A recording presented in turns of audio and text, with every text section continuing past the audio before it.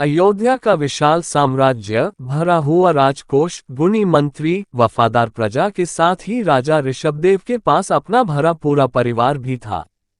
सुंदरी और ब्राह्मी नाम की दो अतिप्रिय पुत्रियां थीं। सुंदरी को गणित और ब्राह्मी को भाषा पढ़ाने में बहुत आनंद आता था। ब्राह्मी लिपि का नाम उनकी पुत्री के नाम पर पड़ा। राजकीय सुखों में नृत्य और संगीत भी था।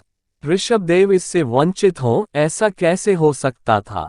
उनके दरबार में नीलांजना नाम की नृत्यांगना थी जो रूप और सौंदर्य की जितनी धनी थी, उतनी ही गायन और नृत्य में भी निपुण थी। एक दिन की बात है, पूरा दरबार मंत्रमुग्ध सा नीलांजना का नृत्य देख रहा था। अचानक वह मूर्छित होकर जमीन पर गिर पड़ी और अचेत हो गई।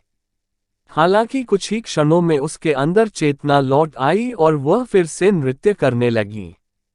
नृत्य की समाप्ति पर वह फिर अचेत हुई, लेकिन इस बार चेतना वापस नहीं आई।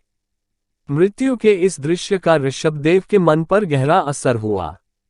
वह सोच में डूब गए, मृत्यु कभी भी किसी की भी हो सकती है। हम मूर्ख हैं जो जीवन में स्थायित्व देखते हैं।